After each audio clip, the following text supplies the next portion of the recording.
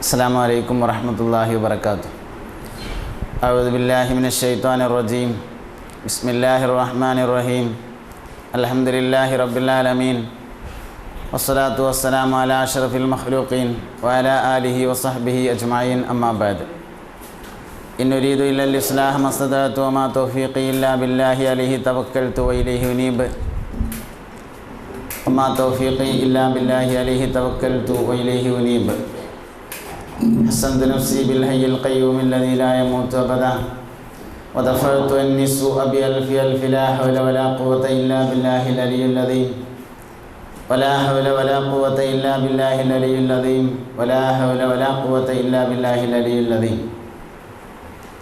സഹോദരങ്ങളെ, മുഹമ്മദ് നബി സല്ലല്ലാഹു അലൈഹി വസല്ലമയാകുന്ന നമ്മുടെ കണ്ണിൻ്റെ കുളിർമയും ഹൃദയത്തിൻ്റെ രോമാഞ്ചവുമായ അവിടുന്ന് പറഞ്ഞതും പ്രവർത്തിച്ചതുമായ മുഴുവൻ കാര്യങ്ങളെയും നമ്മൾ അനുകരിക്കേണ്ടതുണ്ട്.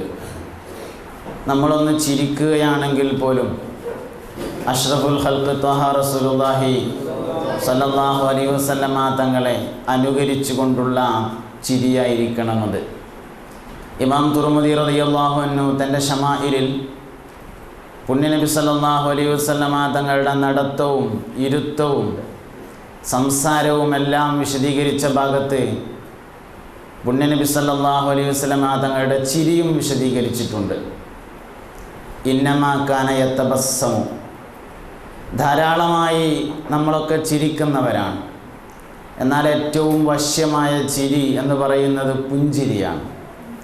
നബി സല്ലല്ലാഹു അലൈഹി വസല്ലമ തങ്ങളുടെ ചിരിയെക്കുറിച്ച് പറഞ്ഞ ഭാഗത്ത് ഇന്നമാ കാന യതബസ്സമു, നബി തങ്ങൾ പുഞ്ചിരിക്കുന്ന ആളായിരുന്നു എന്നും ലം യുറാ ദിറാസുഹു, നബിയുടെ അണപ്പല്ല് ഒരിക്കൽ പോലും കാണപ്പെടുന്ന രൂപത്തിൽ അവിടുന്ന് ചിരിച്ചിട്ടില്ല എന്നും രേഖപ്പെടുത്തിയതായി കാണാൻ പറ്റും. അത്രത്തോളം നമ്മൾ നബി സല്ലല്ലാഹു അലൈഹി വസല്ലമ തങ്ങളെ അനുകരിക്കണം എന്ന് ഈ പറഞ്ഞതിൽ നിന്ന് നമുക്ക് മനസ്സിലാക്കാൻ കഴിയുന്ന ഒരു വസ്തുതയാണ്. പുണ്യനബി സല്ലല്ലാഹു അലൈഹി വസല്ലമ തങ്ങളെ എത്രത്തോളം ഒരാൾ അനുകരിക്കുന്നുവോ അതിനനുസരിച്ചാണ് അവൻ്റെ വിജയം, അതില്ലെങ്കിൽ അവൻ്റെ പരാജയവും നിശ്ചയിക്കുന്നത്. അഷ്റഫുൽ ഖൽഖ് ത്വഹ റസൂലുള്ളാഹി സല്ലല്ലാഹു അലൈഹി വസല്ലം എല്ലാ വിഷയത്തിലും നമുക്ക് മാതൃക നൽകി. അവിടുന്ന് മാതൃകയില്ലാത്ത ഒരു കാര്യവും നമ്മുടെ ജീവിതത്തിലില്ല. നമ്മുടെ ചലനങ്ങളും നിശ്ചലനങ്ങളും ആട്ടവും അനക്കവും എല്ലാം അവിടെ നിന്നുള്ള മാതൃക സ്വീകരിച്ചു കൊണ്ടായിരിക്കണം. അതിനാണ് മുഅ്മിൻ എന്ന് പറയുന്നത്. ഇത്വാഅത്ത് എന്ന് പറയുന്ന അനുസരണയും ഇത്തിബാ എന്ന് പറയുന്ന അനുകരണവും രണ്ടാണ്. നബി സല്ലല്ലാഹു അലൈഹി വസല്ലമ തങ്ങളെ നമ്മൾ അനുകരിക്കുകയാണ് വേണ്ടത്. എന്തിനാണത് പറഞ്ഞത് എന്നുപോലും അന്വേഷിക്കാതെ പിൻപറ്റുന്നതിനാണ് അനുകരണം എന്ന് പറയുന്നത്. മുത്തബിഉസ് സുന്ന എന്നറിയപ്പെടുന്ന ആള് ബഹുമാനപ്പെട്ട അബ്ദുല്ലാഹി ഇബ്നു ഉമർ റളിയല്ലാഹു അൻഹു ആണ്. അബ്ദുല്ലാഹി ഇബ്നു ഉമർ റളിയല്ലാഹു അൻഹു ഒരു ദിവസം ഇങ്ങനെ നടന്നു പോകുമ്പോൾ വഴിയിൽ അല്പം കുനിഞ്ഞുകൊണ്ട് ഇങ്ങനെ നടന്നുപോയി. കൂടെയുണ്ടായിരുന്ന ആളുകൾ ചോദിച്ചു, എന്തിനാ നിങ്ങൾ ഇങ്ങനെ കുനിഞ്ഞുകൊണ്ട് പോയത്? അതിൽ പറഞ്ഞു, ഞാനൊരിക്കൽ പുണ്യനബി സല്ലല്ലാഹു അലൈഹി വസല്ലമ തങ്ങളുടെ കൂടെ ഈ വഴി യാത്ര വന്നപ്പോൾ വാഹനപ്പുറത്തായിരുന്നു യാത്ര ചെയ്തിരുന്നത്. റോഡ് സൈഡിൽ ഒരു മരം ഇങ്ങോട്ട് തൂങ്ങി നിന്നിരുന്നു. അതിൽ തല തട്ടാതിരിക്കാൻ വേണ്ടി പുണ്യനബി തങ്ങൾ ഇവിടെ എത്തിയപ്പോൾ തല താത്തിയിട്ടാണ് പോയത്.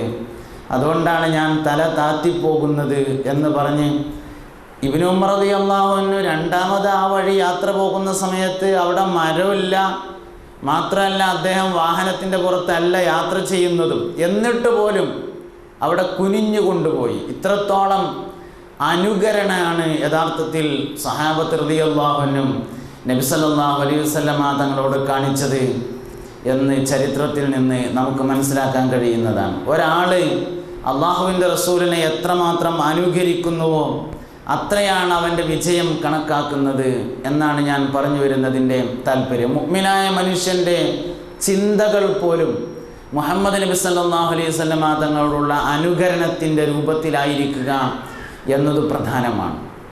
പൂർവ്വകാല സഹാബികൾ അവരുടെയൊക്കെ ചരിത്രങ്ങൾ നമ്മൾ പരിശോധിക്കുമ്പോൾ സലഫുസ് സാലിഹുകൾ, തബഉ താബിഉകൾ എല്ലാവരുടെയും ചരിത്രം നമ്മൾ പരിശോധിക്കുമ്പോൾ ഈ ഒരു വസ്തുത വളരെ വ്യക്തമായി നമുക്ക് ബോധ്യപ്പെടാൻ കഴിയും. ബഹുമാനപ്പെട്ട ഗൗസുൽ ആദം സുൽത്താൻ മുഹിയുദ്ദീൻ അബ്ദുൽ ഖാദിർ ജീലാനി റളിയല്ലാഹു അൻഹുവിൻ്റെയും അഹ്മദ് അൽ കബീർ റിഫായി റളിയല്ലാഹു അൻഹുവിൻ്റെയും ജീവിതമൊക്കെ കണ്ണോടിക്കുമ്പോൾ നമ്മൾക്കൊരിക്കലും നമ്മുടെ ജീവിതവും ആ ജീവിതവും തമ്മിൽ താരതമ്യം ചെയ്യാൻ കഴിയാത്തത്ര തിളക്കമുള്ളതായിരുന്നു എന്ന് കാണാൻ പറ്റും. ഒരിക്കൽ മഹാനായ ഷെയ്ഖ് റിഫായി റളിയല്ലാഹു അൻഹുവിൻ്റെ വീട്ടിലേക്ക് ഒരു കള്ളൻ വന്നു. അല്പം കാലികളെ വളർത്തുന്ന പതിവൊക്കെ ഉള്ള ആളായിരുന്നു ബഹുമാനപ്പെട്ടവർ. തൻ്റെ തൊഴുത്തിൽ കെട്ടിയിരുന്ന പശുവിനെ ഒരു കള്ളൻ വന്ന് അഴിച്ചു കൊണ്ടുപോകുന്നത് ഷെയ്ഖ് റിഫായി റളിയല്ലാഹു അൻഹു കണ്ടു. ഇറങ്ങി വന്ന അയാളോട് പറഞ്ഞു, സഹോദരാ, ഇത് മിസ്കീന്മാർക്ക് ദാനം ചെയ്യാൻ വേണ്ടിയുള്ള പശുവാണ്. ഇത് അഴിച്ചു കൊണ്ടുപോകുന്നതിന് പകരം എൻ്റെ പശു എൻ്റെ പേരക്കുട്ടിയുടെ വീട്ടിൽ നിൽക്കുന്നുണ്ട്, ഞാനത് അഴിച്ചു തരാം എന്ന് പറഞ്ഞ് മിസ്കീന്മാർക്ക് വേണ്ടിയുള്ള പശുവിനെ അവിടെ ആക്കി കള്ളനെ കൊണ്ടുപോയി തൻ്റെ പേരക്കുട്ടിയുടെ വീട്ടിൻ്റെ വളപ്പിലെ തൊഴുത്തിൽ കെട്ടിയിരുന്ന പശുവിനെ അഴിച്ചു കൊടുത്ത് കള്ളന് മുമ്പിലും പിന്നിൽ ബഹുമാനപ്പെട്ട റിഫായി ഷെയ്ഖ് റളിയല്ലാഹു അൻഹു ഒരു ചെറിയ വടിയും പിടിച്ച് പശുവിനെ തെളിച്ച് നടന്നു നീങ്ങി. കുറേ ദൂരം ചെന്ന് വഴിയെല്ലാം പറഞ്ഞു കൊടുത്തുകൊണ്ട് കള്ളനെ യാത്രയാക്കിയപ്പോൾ ബഹുമാനപ്പെട്ട ഷെയ്ഖ് റിഫായി റളിയല്ലാഹു അൻഹു ഒരു വാക്ക് പറഞ്ഞു, സഹോദര, ഇനി ഇന്ന വഴിയിലൂടെയൊക്കെയാണ് നീ പോവേണ്ടത്. അങ്ങനെ നീ കുറേ ദൂരം പിന്നിടുമ്പോൾ ഒരു പട്ടണത്തിലെത്തിച്ചേരും. ആ പട്ടണത്തിൻ്റെ പേര് പറഞ്ഞുകൊണ്ട് പറഞ്ഞു, അവിടെ എത്തിയാൽ നീ ഈ പശുവിനെ വിൽക്കണം. കാരണം നാക്കാലികൾക്ക് ഏറ്റവും നല്ല വില കിട്ടുന്ന സ്ഥലം, നാക്കാലികൾക്ക് ഏറ്റവും കൂടുതൽ പണം ലഭിക്കുന്ന മാർക്കറ്റ് അവിടെയാണ് എന്ന് പറഞ്ഞു കൊടുത്തുകൊണ്ട് കള്ളനെ യാത്ര അയച്ചു. അയാൾ അങ്ങനെ പോയി ചന്തയിൽ ചെന്നു. നല്ല വിലക്ക് പശുവിനെ വിറ്റ് അയാൾക്ക് ചില വീണ്ടു വിചാരങ്ങൾ ഉണ്ടാവുകയും രണ്ടാമത് മടങ്ങി വന്ന് പരിശുദ്ധമായ ദീൻ സ്വീകരിക്കുകയും ചെയ്ത ഒരു വലിയ വിശാലമായ ഒരു സംഭവം ബഹുമാനപ്പെട്ട അഹ്മദ് അൽ കബീർ റിഫായി റളിയല്ലാഹു അൻഹുവിനെ കുറിച്ച് തൻ്റെ അത്ഭുതങ്ങളെക്കുറിച്ച് പറയുന്ന ഗ്രന്ഥത്തിൽ രേഖപ്പെടുത്തിയതായി കാണാൻ പറ്റും.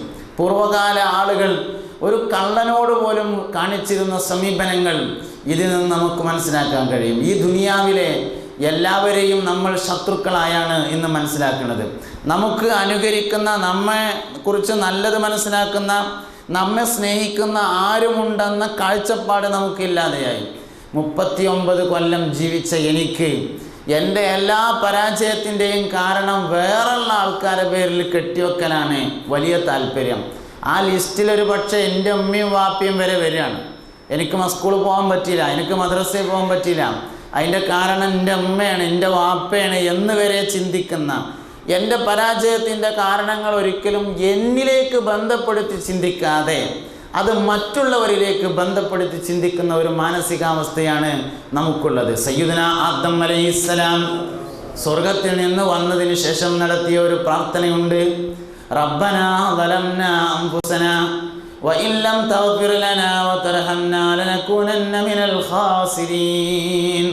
റബ്ബനാ, ഞങ്ങളുടെ റബ്ബേ, ളലംനാ അൻഫുസനാ, ഞങ്ങൾ ഞങ്ങളുടെ ശരീരത്തെ ആക്രമിച്ചിരിക്കുന്നു. വഇൻ ലം തഗ്ഫിർ ലനാ, നീ ഞങ്ങൾക്ക് പൊരുത്തപ്പെട്ട് തന്നില്ലെങ്കിൽ, വതർഹംനാ, നീ ഞങ്ങൾക്ക് റഹ്മത്ത് ചെയ്യുകയും ചെയ്തില്ലെങ്കിൽ, ലനകൂനന്ന മിനൽ ഖാസിരീൻ, ഞങ്ങൾ പരാജയപ്പെട്ടു പോകും റബ്ബേ എന്ന് ദുആ ചെയ്തു സയ്യിദുന ആദം അലൈഹിസ്സലാം. മനുഷ്യനെ അല്ലാഹു തആല ബഹുമാനിച്ചിരിക്കുന്നു എന്ന് പറയാൻ വേണ്ടി ഖുർആൻ പറഞ്ഞിട്ടുള്ള വാക്ക് വലക്കദ് കറംനാ ബനി ആദമ എന്നാണ്. ആ വാക്കിൻ്റെ ശരിയായ മലയാളാർത്ഥം ആദമിൻ്റെ മക്കളെ നാം ബഹുമാനിച്ചിരിക്കുന്നു എന്നാണ്. മനുഷ്യനെ ബഹുമാനിച്ചിരിക്കുന്നു എന്ന് പറയുന്നതിന് ആദമിൻ്റെ മക്കളെ ബഹുമാനിച്ചിരിക്കുന്നു എന്ന് പറയണമെങ്കിൽ ആദമിൻ്റെ മകനാവുക എന്നതാണ് ബഹുമാനം ലഭിക്കാനുള്ള കാരണം എന്ന് മനസ്സിലാക്കാൻ കഴിയും. കാരണം മനുഷ്യൻ എന്നതിന് ഖുർആനിൽ വേറെ ധാരാളം വാക്കുകൾ ഉപയോഗിച്ചിട്ടുണ്ട്. ഇൻസാൻ എന്ന വാക്ക് ഖുർആൻ ഉപയോഗിച്ചിട്ടുള്ളതാണ്.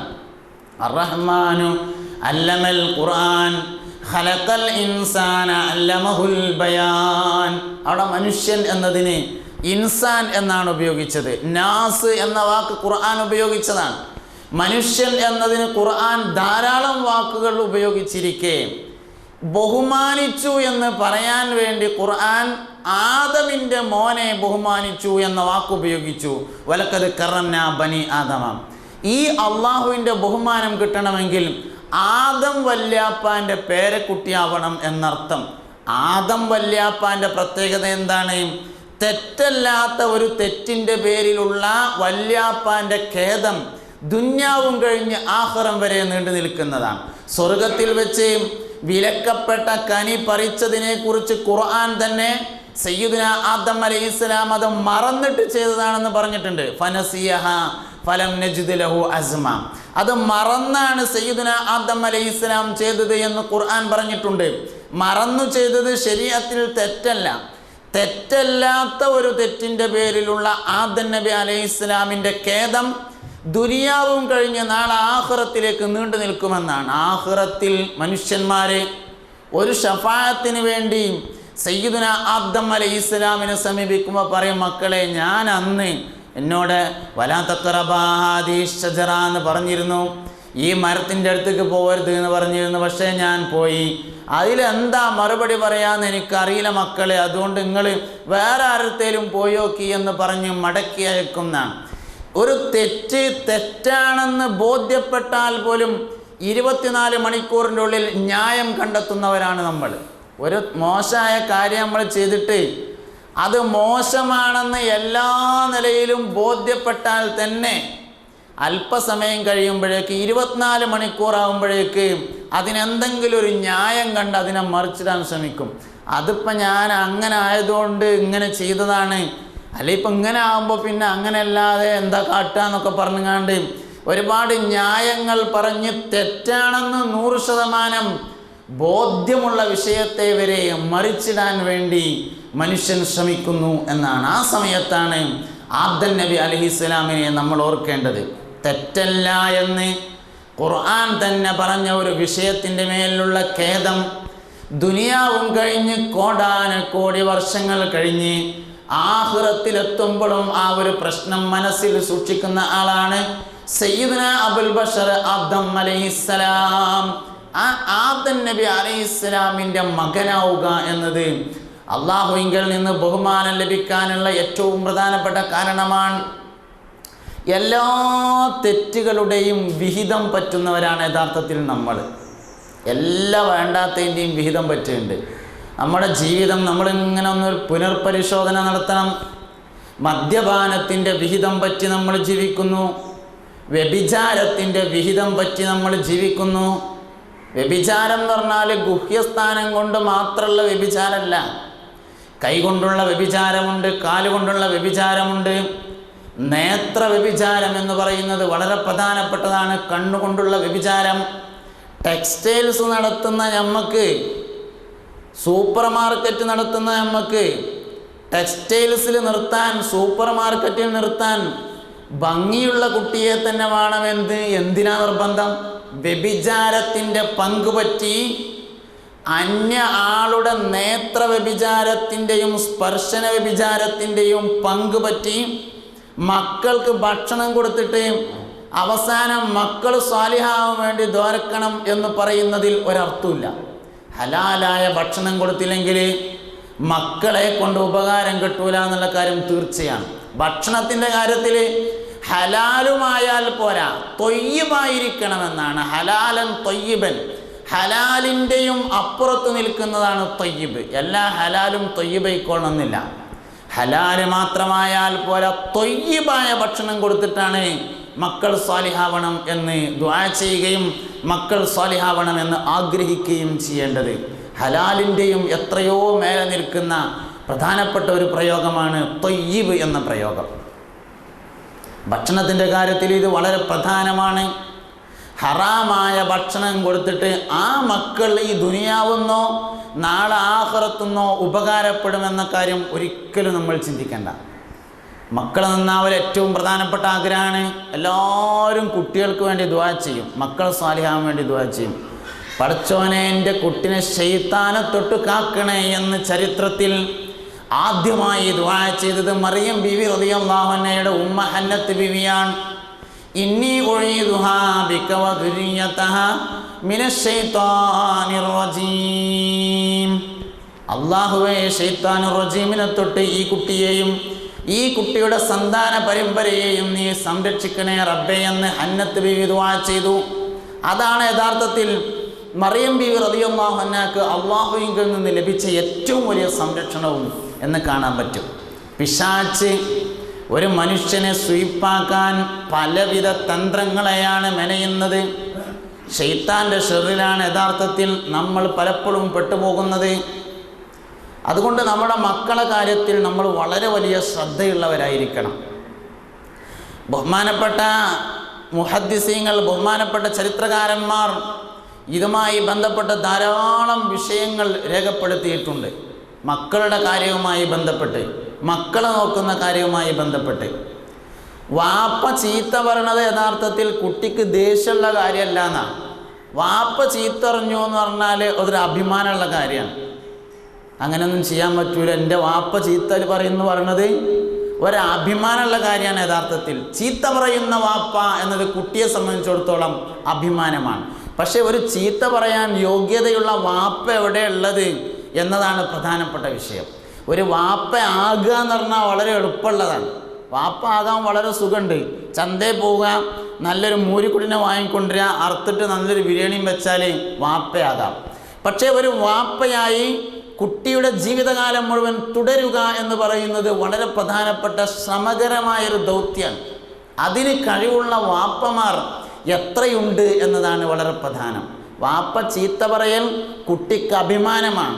ചീത്ത പറയാൻ യോഗ്യതയുള്ള വാപ്പമാർ എത്രയുണ്ട് എന്നത് പ്രധാനപ്പെട്ട ഒരു പ്രശ്നമായി, പ്രധാനപ്പെട്ട ഒരു വിഷയമായി നമ്മൾ ഏറ്റെടുക്കേണ്ടതുണ്ട്. ഒന്നിച്ചിരുന്ന് മദ്യപിക്കാൻ പാടില്ല എന്ന ബോധമുള്ളവർക്ക് എന്തുകൊണ്ട് ഒന്നിച്ചിരുന്ന് സീരിയൽ കാണാൻ പാടില്ല എന്ന ബോധമുണ്ടായില്ല എന്നതാണ് ആലോചിക്കേണ്ടത്. ഒന്നിച്ചിരുന്ന് കള്ളുടിക്കാൻ പാടില്ല എന്ന് എല്ലാവർക്കും ബോധമുണ്ട്. അതേപോലത്തെ ഒരു വിഷയമാണ് ഒന്നിച്ചിരുന്ന് സ്ത്രീയും പുരുഷനും കൂടിയുള്ള സീരിയൽ കാണാൻ പാടില്ല, അതും മാന്യതക്ക് നിരക്കാത്തതാണ് എന്ന ബോധം എന്തുകൊണ്ട് നമുക്ക് നഷ്ടപ്പെടുന്നു എന്നത് ആലോചിക്കേണ്ട ഒരു വിഷയമാണ്. കുട്ടികളെ എന്തൊക്കെ പഠിപ്പിക്കണം? ഈ കുട്ടികളാണ് നാളത്തെ യുവാക്കൾ എന്ന് പറയുന്നത്. ഒരു കുട്ടിയുടെ 7 വയസ്സ് വരെയോ 8 വയസ്സ് വരെയോ ഉള്ള ഒരു കുട്ടിയുടെ ഉമ്മയിൽ നിന്നും ഉപ്പയിൽ നിന്നുമുള്ള പഠനമാണ് പിന്നെ അവൻ്റെ ജീവിതത്തിൽ അവൻ നിത്യമായി കൊണ്ടു നടക്കുന്ന പ്രധാനപ്പെട്ട വിഷയം. യഥാർത്ഥത്തിൽ ദുനിയാവിലേക്ക് ജനിച്ചു വരുന്ന ഒരു കുട്ടി അള്ളാഹുവുമായി ഏറ്റവും അടുത്ത് ബന്ധമുള്ളവനാണ് എന്നാണ്. നമ്മളിപ്പോൾ ഇങ്ങനെ ഇരിക്കണതിൻ്റെ ഇടയ്ക്ക് ചെറിയൊരു കുട്ടി കയറി വന്നാൽ പരിചയമുള്ള ആരെയും കാണാനില്ലെങ്കിൽ ആ കുട്ടി കരയും, ഭയങ്കരമായിട്ട് കരയും.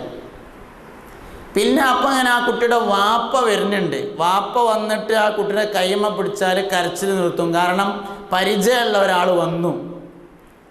വാപ്പാൻ്റെ അടുത്ത് നിന്ന് ഒരു കുട്ടി കരയാണെങ്കിൽ ഉമ്മ വന്നിട്ട് ആ കുട്ടീനെ എടുത്താൽ കുട്ടി കരച്ചിൽ നിർത്തും. ഉമ്മാൻ്റെ അടുത്ത് നിന്ന് ഒരു കുട്ടി കരയാണെങ്കിലോ ഉമ്മയേക്കാൾ പരിചയമുള്ള ഒരാൾ വരണം, എന്നാൽ കരച്ചിൽ നിർത്തും. ഉമ്മയേക്കാൾ ഒരു കുട്ടിക്ക് പരിചയമുള്ള ആളാരാണ്? അതാണ് ലാ ഇലാഹ ഇല്ലല്ലാഹു ലാ ഇലാഹ ഇല്ലല്ലാഹ് ലാ ഇലാഹ ഇല്ലല്ലാഹു ലാ ഇലാഹ ഇല്ലല്ലാഹ്. നിർത്താതെ 5 മിനിറ്റ് ലാ ഇലാഹ ഇല്ലല്ലാഹ് എന്ന ദിക്ർ ചൊല്ലിക്കൊടുത്താൽ ഏത് കുട്ടിയാണെങ്കിലും ആ കുട്ടി കരച്ചിൽ നിർത്തും. രോഗം കൊണ്ട് കരയുകയാണെങ്കിൽ പോലും തൽക്കാലത്തേക്കെങ്കിലും ആ കുട്ടി കരച്ചിൽ നിർത്തും. കാരണം ഉമ്മയേക്കാൾ ഒരു കുട്ടിക്ക് പരിചയമുള്ളത് അള്ളാഹു റബ്ബുൽ ഇസ്സത്തിനെയാണ്. മനുഷ്യൻ്റെ ഏറ്റവും വലിയ ബന്ധം അള്ളാഹുവിനോടാണ്. പുണ്യ നബി സല്ലല്ലാഹു അലൈഹി വസല്ലമ തങ്ങൾ പറഞ്ഞു, ഭൂമിയിലേക്ക് ജനിച്ചു വന്ന ഒരു കുട്ടി ആദ്യത്തെ 3 മാസം അള്ളാഹ് എന്ന ചിന്തയിൽ മാത്രമായിരിക്കും ഉണ്ടാവുക. ദുന്യാവിക്ക് ജനിച്ചു വന്ന ഒരു കുട്ടി ആദ്യത്തെ 3 മാസം അള്ളാഹ് എന്ന ചിന്തയിൽ മാത്രം. രണ്ടാമത്തെ 3 മാസത്തേക്ക് കിടക്കുമ്പോൾ പുണ്യ നബി സല്ലല്ലാഹു അലൈഹി വസല്ലമ തങ്ങളെക്കുറിച്ച് ചിന്തിക്കുന്ന അവസ്ഥയിലേക്ക് മാറും. മൂന്നാമത്തെ 3 മാസത്തിലേക്ക് കടക്കുമ്പോൾ സ്വലാത്തിൻ്റെ അവസ്ഥയിൽ നിന്ന് മാതാപിതാക്കൾക്ക് വേണ്ടി ഇസ്തിഗ്ഫാർ ചെയ്യുന്ന അവസ്ഥയിലേക്ക് മാറുമെന്ന് ഹബീബുനാ റസൂലുള്ളാഹി. ഒരു കുട്ടിക്ക് എങ്ങനെ താരാട്ടു പാടണം എന്ന് വരെ പഠിപ്പിച്ചു. അഷ്റഫുൽ ഖൽഖ് ത്വാഹ റസൂലുള്ളാഹി. അതാ അനുകരിക്കണമെന്ന് ഞാൻ പറഞ്ഞത്. ആദ്യത്തെ 3 മാസം കുട്ടിയെ ഉറക്കുമ്പോൾ എല്ലാ അമ്മമാരും കേട്ടോളി, ആദ്യത്തെ 3 മാസം കുട്ടിനെ ഉറക്കുമ്പോൾ ലാ ഇലാഹ ഇല്ലല്ലാഹ് എന്ന് മാത്രമാണ് ചൊല്ലേണ്ടത്. രണ്ടാമത്തെ 3 മാസത്തിലേക്ക് കടക്കുമ്പോഴാണ് മുഹമ്മദുർ റസൂലുള്ളാഹ് കൂട്ടിച്ചൊല്ലേണ്ടത്. ലാ ഇലാഹ ഇല്ലല്ലാഹു ലാ ഇലാഹ ഇല്ലല്ലാഹ് ലാ ഇലാഹ ഇല്ലല്ലാഹു മുഹമ്മദുർ റസൂലുള്ളാഹ്. രണ്ടാമത്തെ 3-ാം മാസത്തിലേക്ക് കടക്കുമ്പോൾ നബി സല്ലല്ലാഹു അലൈഹി വസല്ലമ തങ്ങളുടെ മേലുള്ള സ്വലാത്തിന്റെ മർത്തബയിലേക്ക് കുട്ടി പ്രവേശിക്കുന്നു. 6 മാസം കഴിഞ്ഞതിന് ശേഷമാണ് ഒരു കുട്ടി യഥാർത്ഥത്തിൽ മാതാപിതാക്കൾക്ക് ഇസ്തിഗ്ഫാർ ചെയ്യുന്ന മഖാമിലേക്ക് പ്രവേശിക്കുന്നത്. താരാട്ടുപാട്ടുകൾ പാടേണ്ടത് 6 മാസത്തിന് ശേഷമാണ്. അതുതന്നെ മാതാപിതാക്കളെ പരിചയപ്പെടുത്തുന്ന പാട്ടുകളാണ് പാടേണ്ടത്. ഒന്നാമത്തെ 3 മാസം അള്ളാഹു മാത്രം പരിചയപ്പെടുത്തുന്നു. രണ്ടാമത്തെ 3 മാസം മുഹമ്മദ് നബിയെയും കൂടി പരിചയപ്പെടുത്തുന്നു സല്ലല്ലാഹു അലൈഹി വസല്ലം. മൂന്നാമത്തെ 3 മാസത്തിലേക്ക് കടക്കുമ്പോൾ മാതാപിതാക്കളെ പരിചയപ്പെടുത്തുന്നു. കാരണം മാതാപിതാക്കൾക്ക് വേണ്ടി ഇസ്തിഗ്ഫാർ ചെയ്യുന്ന മഖാമിലേക്ക് ഒരു കുട്ടി പ്രവേശിക്കും. ഈ ദുനിയാവിൽ അല്ലാഹു തആല ഏറ്റവും കൂടുതൽ സംരക്ഷണം നൽകിയത് കുട്ടികൾക്കാണ്. നമ്മളൊക്കെ പിശാചിൻ്റെ മെറ്റീരിയലായ അഗ്നി കൊണ്ട് പാചകം ചെയ്ത ഭക്ഷണം കഴിക്കുമ്പോൾ തീ സ്പർശിച്ചിട്ടില്ലാത്ത പാചകം ചെയ്ത ഭക്ഷണമാണ് അല്ലാഹു തആല കുട്ടികൾക്ക് വേണ്ടി ഒരുക്കിയത്. അതാണ് മുലപ്പാല്. മുലപ്പാല് എന്ന് പറഞ്ഞാൽ കാച്ചിയ പാലാണ്. മുലപ്പാൽ ആരും കാച്ചി കൊടുക്കലില്ല, അത് കാച്ചിയ പാലാണ്. അഗ്നി തൊടാതെയാണത്. പിശാചിൻ്റെ മെറ്റീരിയലായ അഗ്നി ഉപയോഗിക്കാതെ പാചകം ചെയ്ത ഭക്ഷണമാണ് മുലപ്പാല്. ആ മുലപ്പാലാണ് അള്ളാഹു കുട്ടിക്ക് വേണ്ടി സംവിധാനിച്ചത്. കുട്ടികൾ അത്രയും ഈ പ്രപഞ്ചത്തിൽ സംരക്ഷണമുള്ളവരാണ്. അങ്ങനെ നമ്മൾ നല്ല നിലയിൽ കുട്ടിയെ വളർത്തിയാൽ നാളെ ഏറ്റവും സുന്ദരമായി ജീവിക്കുന്ന യുവാക്കളായി അവർ മാറും. യുവാക്കളെ കുറ്റം പറയാൻ നമുക്കൊക്കെ വളരെ എളുപ്പമാണ്. ചെറുപ്പക്കാരൊക്കെ അങ്ങനെ തന്നെ എന്ന് പറയാൻ വളരെ സുഖമാണ്. ചെറുപ്പക്കാരൊക്കെ എങ്ങനെ ആയത് എന്നതാണ് പഠിക്കേണ്ട വിഷയം. ഒരു വാപ്പയാകാനും ഉമ്മയാകാനും ശ്രമിച്ചിരുന്നെങ്കിൽ ചെറുപ്പക്കാർ ഇങ്ങനെ ആകൂലായിരുന്നു. സയ്യിദുന ഇബ്രാഹിം നബി അലൈഹിസ്സലാം ഇസ്മായിൽ നബി അലൈഹിസ്സലാമിനെ അറുക്കാൻ കൊണ്ടുപോയ സംഭവം, അറുക്കാൻ വേണ്ടി കൊണ്ടുപോയപ്പോൾ അവിടെ എത്തിയപ്പോൾ ഇബ്രാഹിം നബി അലൈഹിസ്സലാം പറഞ്ഞു, മോനെ ഇന്നി അറാ ഫിൽ മനാമി അന്നി അദ്ബഹുക, സ്വപ്നം മുഖേന എനിക്ക് അള്ളാഹുവിങ്കിൽ നിന്നുള്ള ഓർഡറുണ്ട് നിന്നെ അറുക്കണമെന്ന്. സ്വപ്നം മുഖേന നിന്നെ അറുക്കണമെന്ന് എനിക്ക് ഓർഡറുണ്ട്. അതുകൊണ്ട് മോനെ ഞാൻ എന്താ ചെയ്യേണ്ടത്? സയ്യിദുന ഇസ്മായിൽ അലൈഹിസ്സലാം പറഞ്ഞു, യാ ബതിഫ് അൽ മാ തുമർ, വാപ്പ നിങ്ങളോട് എന്താണ് കൽപ്പനയുള്ളത് അത് നിങ്ങൾ ചെയ്യണം. ഞാൻ വളരെ ക്ഷമാശീലനായി എന്നെ നിങ്ങൾക്ക് എത്തിക്കാം വാപ്പ എന്ന് സയ്യിദുന ഇസ്മായിൽ അലൈഹിസ്സലാം പറഞ്ഞു ഇബ്രാഹിം നബി അലൈഹിസ്സലാമിനോട്. ശരിക്കും ആ വാക്ക് ഒരു ഉമ്മയിൽ നിന്നുള്ള ഏറ്റവും വലിയ വിദ്യാഭ്യാസമാണ്. അള്ളാഹുവിൻ്റെ കൽപ്പനക്ക് അനുസരിക്കുക എന്നതിനപ്പുറം ഈ ദുനിയാവിൽ ഒന്നുമില്ല എന്ന് ബഹുമാനപ്പെട്ട സയ്യിദുന ഇസ്മായിൽ അലൈഹിസ്സലാമിന് തൻ്റെ ഉമ്മ നൽകിയ വിജ്ഞാനമാണ് യാ അബതിഫ് അൽ മാ തുമർ, വാപ്പ നിങ്ങൾക്കെന്താണ് കൽപ്പന ലഭിച്ചത് അത് നിങ്ങൾ ചെയ്തോളൂ എന്ന് പറഞ്ഞത്. അതാണ് ആ ഉമ്മ പഠിപ്പിച്ചത്. ഹാജർ ഉമ്മ എന്ന് പറയുന്ന ഇബ്രാഹിം നബി അലൈഹിസ്സലാമിൻ്റെ ഭാര്യയും ഇസ്മായിൽ നബി അലൈഹിസ്സലാമിൻ്റെ ഉമ്മയും ദുനിയാവിൽ അള്ളാഹുവിൻ്റെ തെളിവ് എന്ന് പറഞ്ഞത് സഫ മർവ എന്നീ 2 കുന്നുകളാണ്. ഇന്ന സഫാ വൽ മർവത മിൻ ശആഇരില്ലാഹ്, സഫയും മർവയും ദുനിയാവിൽ അള്ളാഹുവിൻ്റെ അടയാളങ്ങളാകുന്ന വിശുദ്ധ ഖുർആൻ. സഫ എന്ന കുന്നും മർവ എന്ന കുന്നും ഈ ദുനിയാവിൽ അള്ളയുണ്ട് എന്നതിൻ്റെ 2 ദൃഷ്ടാന്തങ്ങളാണ്. എന്താണ് സഫയുടെയും മർവയുടെയും ചരിത്രം? ഹാജറ റളിയല്ലാഹു അൻഹ, ഹാജർ ഉമ്മ വളരെ മുമ്പ് പഴയ കാലത്ത് അടിമയായിരുന്ന ഒരു സ്ത്രീ തൻ്റെ മനസ്സിനെ അള്ളാഹുവിലേക്ക് ഏർപ്പിച്ചതാണ് സഫയുടെയും മർവയുടെയും കഥ. ഇബ്രാഹിം നബി മരത്തിൻ്റെ ചോട്ടിൽ ഇസ്മായിൽ നബിയെയും ഹാജറുമ്മയെയും കൊണ്ടാക്കുകയാണ്. ഒരു തോൽപാത്രത്തിൽ അല്പം വെള്ളവും വേറൊരു പാത്രത്തിൽ അല്പം കാരക്കയും മരത്തിൻ്റെ ചോട്ടിൽ ഇരുത്തിയിട്ട് മടങ്ങിപ്പോകുമ്പോൾ ഹാജറാ ബീവി റളിയല്ലാഹു അൻഹ ചോദിച്ചു, അല്ല മനുഷ്യ, ഇനി ഈ ചെറിയ കുട്ടീനെ ഇവിടെ ആക്കിയിട്ട് നിങ്ങൾ പോവുകയാണോ? ഇബ്രാഹിം നബി അലൈഹിസ്സലാം തിരിഞ്ഞു നോക്കിയില്ല, മുന്നോട്ട് പോയി. രണ്ടാമതും ചോദിച്ചു, അല്ല നിങ്ങൾ എങ്ങോട്ടായി പോണത്? ഇനി ഈ കുട്ടീനെ ഇവിടെ ആക്കിയിട്ട് നിങ്ങൾ പോവുകയാണോ? തിരിഞ്ഞു നോക്കിയില്ല. മൂന്നാമത് ഹാജറുമ്മ ചോദിച്ചു, അല്ലാഹു അമറക ബിഹാദാ, അല്ലാഹ് പറഞ്ഞിട്ടാണോ ഞങ്ങളവിടെ ആക്കിയിട്ട് പോണത്? അതിൽ ഇബ്രാഹിം നബി അലൈഹിസ്സലാം തിരിഞ്ഞു നിന്നിട്ട് പറഞ്ഞു, നഅം, അതെ. എന്നിട്ട് നോക്കി നിങ്ങൾ, യഥാർത്ഥത്തിൽ ഒരു മരുഭൂമിയിൽ ഒരു തള്ളിയും ഒരു കുട്ടിയും കൂടിയും ഒറ്റപ്പെട്ടാൽ ആ സ്ത്രീ എന്താ ചെയ്യേണ്ടത്? ആ കുട്ടിനെ എടുത്തിട്ട് ആൾക്കാരുള്ളിടത്തേക്ക് പോവുക ചെയ്യേണ്ടത്. എന്നാൽ ഹാജറ ബീവി റളിയല്ലാഹു അൻഹ കുട്ടിയെ എടുക്കുന്നില്ല. കുട്ടിനെ അവിടെ കടത്തിയിട്ട് അവർക്ക് പോകാനൊരു പ്രയാസമില്ല. ഒരു തോൽപാത്രം, അതിൽ വെള്ളം കഴിഞ്ഞിക്കണു, അടുത്ത് തോളിലിട്ടാൽ മതി. പിന്നെ ചെറിയൊരു പാത്രമാണുള്ളത്, കാരക്കപ്പാത്രം, അതിൽ കാരക്കയില്ല, അത് കൈ പിടിച്ചാൽ മതി. കുട്ടിനെ എടുത്തിട്ട് ആളുകൾ എവിടെയുള്ള വെച്ചാൽ അങ്ങോട്ട് പോകാൻ വേണ്ടത്. അതിന് പകരം കുട്ടിയെ അവിടെ കിടത്തിയിട്ട് ഹാജറ ബീവി റളിയല്ലാഹു അൻഹ സഫയിലേക്ക് കയറുന്നു. ഒരാളുടെ ഉയരത്തിൽ കയറിയിട്ട് തിരിഞ്ഞു നോക്കുമ്പോൾ കുട്ടിയുടെ അടുത്തേക്ക് ചെന്നായ വരുന്നു.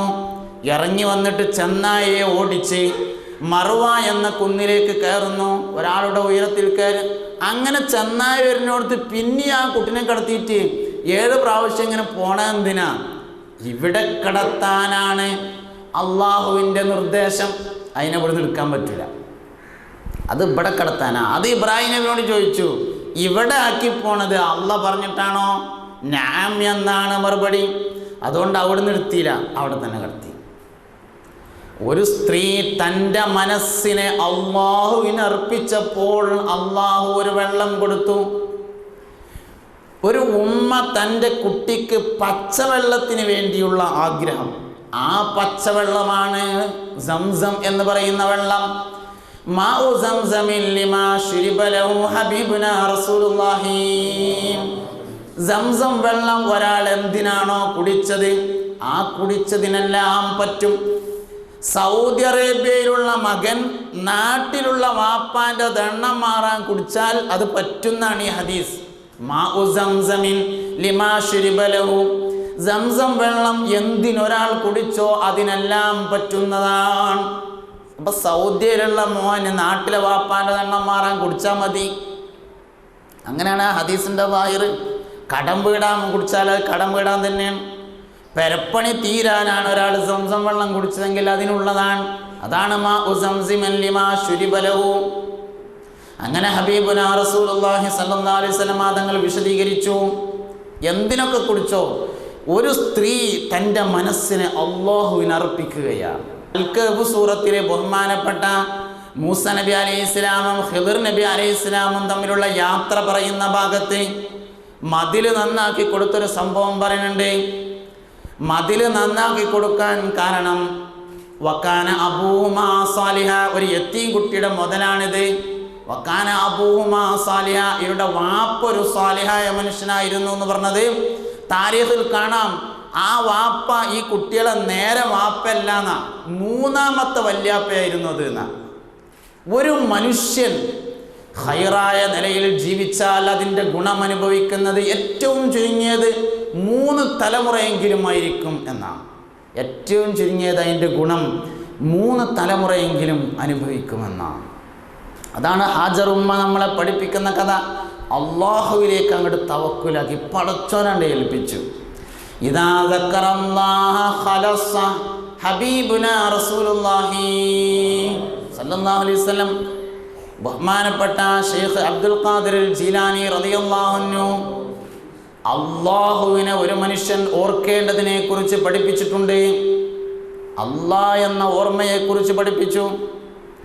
ബഹുമാനപ്പെട്ട അബൂ ഹാമിദുൽ ഗസാലി റളിയല്ലാഹു അൻഹു ഒരു മനുഷ്യൻ്റെ ചിന്തയിൽ വരേണ്ട അള്ളാഹ് എന്ന ഓർമ്മയെക്കുറിച്ച് പഠിപ്പിച്ചു.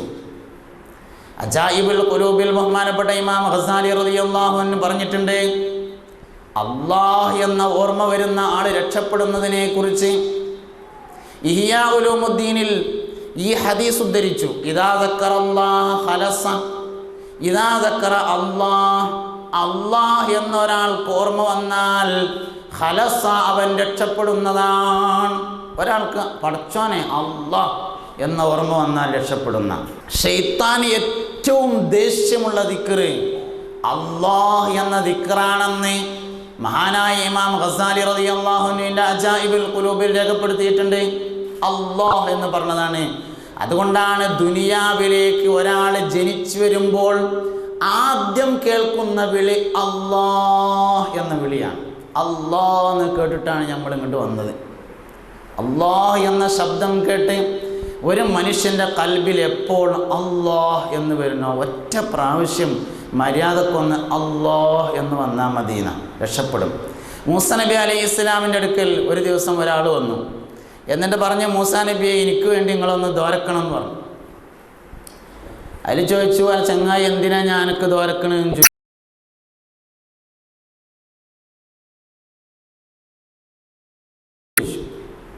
അതിൽ പറഞ്ഞു, എനിക്ക് സ്വർഗത്തിൽ നിങ്ങളെടുത്ത് ഇങ്ങനെ ഇരിക്കണം, അതിനാണ് ദോരക്കേണ്ടതെന്ന് പറഞ്ഞു. മൂസ നബി അലൈഹി ഇസ്ലാം പറഞ്ഞു, എടാ ഞാൻ അള്ളാഹുവിൻ്റെ അമ്പിയാക്കളിൽപ്പെട്ട ആളാണ്, അമ്പിയാക്കളുടെ അടുത്ത് എങ്ങനെ ഇങ്ങനെ ഇരിക്കുക എന്ന് ചോദിച്ചു. അതൊന്നും പറഞ്ഞാൽ പറ്റൂല, എനിക്ക് സ്വർഗത്തിൽ നിങ്ങളെടുത്ത് ഇങ്ങനെ ഇരിക്കണം, അതിനൊന്ന് ദ്വാരക്കണം. നിർബന്ധിച്ച് മൂസാ നബി അലൈഹി ഇസ്ലാമിനെ കൊണ്ട് ദ്വായ ചെയ്യിപ്പിച്ചു. അള്ളാഹുവെ സ്വർഗത്തിൽ ഈ ചങ്ങായിനെ എൻ്റെ അടുത്തിരുത്തണേ. നമ്മളെ ഭാഷയിലാണ് ഈ പറയണേ. പിറ്റേ ദിവസം കേട്ടു, ഇന്നലെ ദ്വാരപ്പിച്ചു പോയ ആ മനുഷ്യനെ പുലി പിടിച്ചു തിന്നൂന്ന്, നരി പിടിച്ചു തിന്നൂന്ന് കേട്ടു. മൂസ നബി അലൈഹി ഇസ്ലാം അള്ളാഹുവിനോട് ചോദിച്ചു, അള്ളാഹുവേ എന്തൊരു പണിയാണ്, അയാൾ ഇന്നലെ ദ്വാരപ്പിച്ചു പോയിട്ട് ഒരു 2 ദിവസമെങ്കിലും ഒന്ന് നേരങ്ങത്തിൽ ഇബാദത്ത് ചെയ്യാൻ അവസരം കൊടുക്കാതെ അയാൾ മരിച്ചുത്തരേ. അള്ളാഹു അതിന് കൊടുത്തൊരു മറുപടിയുണ്ട്. മൂസേ, നിങ്ങൾക്കറിയോ അയാളെ ജീവിതത്തിൽ ഒരിക്കൽ പോലും ഒന്ന് മനസ്സറിഞ്ഞ് എന്നെ അയാൾ വിളിച്ചിട്ടില്ല. നരി പിടിക്കാൻ വന്നേക്കുന്നുണ്ട്, അയാൾ എന്നെ ഒരു വിളി വിളിച്ചിട്ട് ആ ഒരൊറ്റ വിളിയാണ് സ്വർഗത്തിൽ അയാൾ നിങ്ങളുടെ അടുത്തിരിക്കാൻ കാരണമെന്ന് അല്ലാഹു തആല പറയുന്ന സംഭവം. നമ്മളെ റബ്ബിനെ ഒന്ന് മനസ്സറിഞ്ഞ് ഒറ്റ പ്രാവശ്യമെങ്കിലും വിളിച്ചോ എന്നത് പ്രധാനപ്പെട്ടൊരു വിഷയമാണ്. നമ്മളെല്ലാവരും ഫലസ്തീനിൽ അവിടുത്തെ മുസ്ലിങ്ങൾ അനുഭവിക്കുന്ന പ്രയാസത്തിൽ വിഷമമുള്ളവരാണ്. നമ്മളൊരുപാട് കാര്യങ്ങൾ, ധാരാളം പ്രഭാഷണങ്ങൾ നടത്തി, ധാരാളം പ്രതിഷേധ പ്രകടനങ്ങൾ നടത്തി. ഒന്ന് രാത്രി എഴുന്നേറ്റിട്ട് ആരെങ്കിലും ഫലസ്തീനികൾക്ക് വേണ്ടി ഒന്ന് ദുആ ചെയ്തോ എന്നത് പ്രധാനപ്പെട്ട വിഷയമാണ്. ഒന്ന് ഫലസ്തീനികൾക്ക് വേണ്ടി രാത്രി 2 റക്അത്ത് തഹജ്ജുദ് നിസ്കരിച്ചിട്ട് നമ്മൾ ദോരന്നോ, അതൊരു പ്രധാനപ്പെട്ട വിഷയമല്ലേ. ദുആ പോലും അവകാശം ചോദിച്ചു വാങ്ങുന്ന രൂപത്തിലേക്ക് നമുക്ക് മാറി. അള്ളാൻ്റെ അടുത്ത് നിന്ന് എന്തോ കിട്ടാനുള്ള അവകാശം ചോദിക്കും പോലെയാണ് നമ്മൾ ദുആ ചെയ്യൽ. നേരങ്ങത്തിലൊന്നും മനസ്സറിഞ്ഞ് ഒരു ഡോക്ടറെ അടുത്ത് നമ്മൾ ചെന്നിട്ട്, നല്ല തിരക്കുള്ള ഡോക്ടറാണ്, ടോക്കൺ കിട്ടി ചെന്ന് നോക്കുമ്പോൾ ആരുമില്ല, തിരക്കൊഴിഞ്ഞ് നിൽക്കുകയാണ്. ആരും ഇല്ലാത്തതുകൊണ്ട് 10 മിനിറ്റ് അയാളോട് നമുക്ക് സംസാരിക്കാൻ അവസരം കിട്ടി. പുറത്ത് വന്നിട്ട് നമ്മൾ കാത്തിക്കണ സുഹൃത്തിനോട് നമ്മൾ പറയും, അൽഹംദുലില്ലാ വളരെ സന്തോഷമായിടാ, ഞാൻ എൻ്റെ ദണ്ണം മുഴുവൻ ഡോക്ടറോടാണ് പറഞ്ഞു, നല്ല ഒഴിവായിരുന്നു എന്ന് പറയുമ്പോൾ നമുക്കുള്ളൊരു സന്തോഷം. 24 മണിക്കൂറും നമ്മളെ ദണ്ണം കേൾക്കാൻ നമ്മുടെ റബ്ബ് ഒഴിഞ്ഞിരുന്നിട്ട് ഒരു 5 മിനിറ്റ് നമ്മൾ പറഞ്ഞോ എന്നത് പ്രധാനപ്പെട്ട വിഷയം. ഡോക്ടറോട് 10 മിനിറ്റ് സംസാരിക്കുമ്പോഴുള്ള സന്തോഷം പോലും നമുക്ക് നമ്മുടെ റബ്ബിനോട് സംസാരിക്കുന്നതിൽ കാണുന്നില്ല. നിഅമത്തുകൾക്ക് ശുക്ർ ചെയ്താലല്ലേ അല്ലാഹു തആല പുതിയ നിഅമത്ത് തരുള്ളൂ. തന്നതിന് നമ്മളടുത്ത് ശുക്രുണ്ടോ എന്നത് പ്രധാനമല്ലേ. ഒരുപാട് നിഅമത്ത് അല്ലാഹു തആല നമുക്ക് തന്നിട്ടുണ്ട്. അതിന് ശുക്ർ ചെയ്താൽ അള്ളാഹു ഇനിയും നമുക്ക് വർദ്ധിപ്പിച്ചു തരും. പക്ഷേ അള്ളാഹുവിൻ്റെ റഹ്മത്തുകൊണ്ട് നമ്മളിങ്ങനെ ജീവിച്ചു പോകാം. രാവിലെ അള്ളാഹു നമുക്ക് നാസ്ത തന്നു. ആ നാസ്ത കഴിച്ചിട്ട് അള്ളാഹു തആലാക്ക് നേരെ എതിരെ നമ്മൾ പ്രവർത്തിച്ചാലും ഉച്ചയാകുമ്പോൾ അള്ളാഹു നമുക്ക് ബിരിയാണി തരികയാണ്. അത് കഴിച്ചിട്ട് വീണ്ടും അള്ളാഹുവിനെ നമ്മൾ എതിര് ചെയ്താലും വൈകുന്നേരം അള്ളാഹു നമുക്ക് ഭക്ഷണം നൽകുന്നു. രാത്രി ഭക്ഷണം കഴിച്ചിട്ട് വീണ്ടും അങ്ങാടിക്ക് നമ്മൾ വേണ്ടാത്തതിന് ഇറങ്ങുകയാണ്. എന്നാലും അള്ളാഹുവിൻ്റെ റഹ്മത്ത് കൊണ്ട് അവൻ നമുക്ക് ഭക്ഷണം നൽകുന്നു. അങ്ങനെ നമ്മളെ റഹ്മത്ത് കൊണ്ട് പൊതിഞ്ഞിട്ട് ആ അള്ളാഹുവിനോടൊന്ന് മനസ്സറിഞ്ഞ് ശുക്ർ ചെയ്യാൻ, ഒന്ന് ദുആ ചെയ്യാൻ നമുക്ക് സാധിക്കുന്നില്ല എന്നത് നമ്മുടെ ജീവിതത്തിൻ്റെ ഏറ്റവും വലിയ പരാജയം. അത് നമ്മുടെ ജീവിതത്തിൻ്റെ ഏറ്റവും വലിയൊരു പരാജയം. എൻ്റെ പ്രിയപ്പെട്ട ശബ്ദം ശ്രവിക്കുന്ന യുവാക്കൾ വളരെ പ്രാധാന്യപൂർവ്വം ചിന്തിക്കേണ്ട ഒരു വിഷയമുണ്ട്. നാളെ മഹ്ശറയിൽ അള്ളാഹു അർശിൻ്റെ കുട പിടിക്കുമെന്ന് പറഞ്ഞതിലെ പ്രധാനപ്പെട്ട ഒരു വിഭാഗം വശാബുൻ നശഅ ഫീ ഇബാദത്തില്ലാന്ന, അള്ളാഹുവിൻ്റെ ഇബാദത്തിൽ വളർന്ന യുവാവിനെ അർശിൻ്റെ കുട പിടിച്ചു കൊടുക്കുന്ന മഹ്ശറയിൽ വരുമ്പോൾ. യുവത്വം എന്ന് പറയുന്നത് വളരെ പ്രാധാന്യമുള്ളൊരു കാര്യമാണ്. അള്ളാഹുവിൻ്റെ അടുക്കൽ ഏറ്റവും വലിയ സ്ഥാനം അതിനുണ്ട്. അതൊരിക്കലും നമ്മൾ നഷ്ടപ്പെടുത്താൻ പാടില്ല എന്ന് ഓർമ്മിപ്പിക്കുക. ഒരുപാട് കാര്യങ്ങൾ നമ്മൾ ചിന്തിക്കണം. വിശുദ്ധമായ ഖുർആൻ മുഅ്മിനീങ്ങൾ പരസ്പരമുള്ള ബന്ധത്തെക്കുറിച്ച് പറഞ്ഞൊരു ഭാഗമുണ്ട്. എല്ലാ ചെറുപ്പക്കാരും ആ ഭാഗം കേട്ടിരിക്കേണ്ടതാണ്. മുഅ്മിനീങ്ങൾ പരസ്പരമുള്ള ബന്ധം, ഇന്നമൽ മുഅ്മിനൂന ഇഖ്വ എന്ന് പറയുന്ന ആ ആയത്ത്, അതിൻ്റെ തൊട്ടു ശേഷമായി പറഞ്ഞ വിഷയങ്ങളൊക്കെ. ഇന്നമൽ മുഅ്മിനൂന ഇഖ്വ, മുഅ്മിനീങ്ങൾ ഏകോദര സഹോദരങ്ങളാണ്. വസ്ലിഹു ബൈന അഖവൈക്കും, അതുകൊണ്ട് നിങ്ങളുടെ സഹോദരന്മാർക്കിടയിൽ നിങ്ങൾ നന്മയുണ്ടാക്കണം എന്ന് പറഞ്ഞിട്ട് 2-3 പ്രധാനപ്പെട്ട കാര്യങ്ങൾ പറയാണ്. യാ അയ്യുഹല്ലദീന ആമനൂ ഇജ്തനിബൂ കസീറൻ മിനൽ ളന്നി, യാ അയ്യുഹല്ലദീന ആമനൂ ലാ യസ്ഖർ ഖൗമുൻ മിൻ ഖൗമിൻ അസാ അൻ യകൂനൂ ഖൈറൻ മിൻകും വലാ നിസാഉം മിൻ നിസാഇൻ അസാ അൻ യകുന്ന ഖൈറൻ മിൻഹുൻ വലാ തൽമിസൂ അൻഫുസകും വലാ തനാബസൂ ബിൽ അൽഖാബ്. മുഅ്മിനീങ്ങൾ തമ്മിലുള്ള സാഹോദര്യം നിലനിൽക്കാൻ ആവശ്യമായ ഏറ്റവും പ്രധാനപ്പെട്ട ഉപദേശങ്ങൾ. ലാ യസ്ഖർ ഖൗമുൻ മിൻ ഖൗമിൻ, ഒരു കൂട്ടരും മറ്റൊരു കൂട്ടരെ പരിഹസിക്കാൻ പാടില്ലെന്നാണ് ഒന്നാമത്തെ നിർദ്ദേശം. കളിയാക്കുക എന്ന് പറഞ്ഞത് ഒരു മനുഷ്യന് സഹിക്കാൻ കഴിയുന്നതിൻ്റെ അപ്പുറത്തുള്ള പീഡനമാണ്. അടി കിട്ടിയാൽ തിരിച്ചൊരടി അങ്ങോട്ടും കൊടുത്താൽ തൽക്കാലം ഒരു സമാധാനം കിട്ടുന്ന, ചീത്ത പറഞ്ഞാൽ 2 ചീത്ത അങ്ങോട്ടും പറഞ്ഞാൽ ഒരു ആശ്വാസം കിട്ടും. എന്നാൽ മര്യാദക്കൊരു പരിഹാസം കിട്ടിയാൽ, സ്കൂളിൽ പോണ സമയത്ത് കോളേജിൽ പോണ സമയത്ത് ഒരു പരിഹാസം കിട്ടിയാൽ തിരിച്ച് കളിയാക്കിയാൽ പോലും അത് മനസ്സിന്ന് പോകില്ല.